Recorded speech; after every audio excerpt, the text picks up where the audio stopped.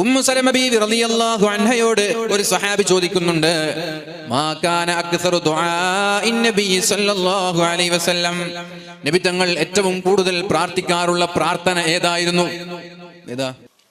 Umm Salama ബീവി റളിയല്ലാഹു അൻഹ പറഞ്ഞത്, നബി തങ്ങൾ എൻ്റെ കൂടെ ഉണ്ടാകുമ്പോൾ ഏറ്റവും കൂടുതൽ ദുആ ചെയ്യുന്നത് ഞാൻ കാണാനിടയായത്, യാ മുഖല്ലിബൽ ഖുലൂബ് സബ്ബിത് ഖൽബി അലാ ദീനിക്, യാ മുഖല്ലിബൽ ഖുലൂബ് സബ്ബിത് ഖൽബി അലാ ദീനിക്.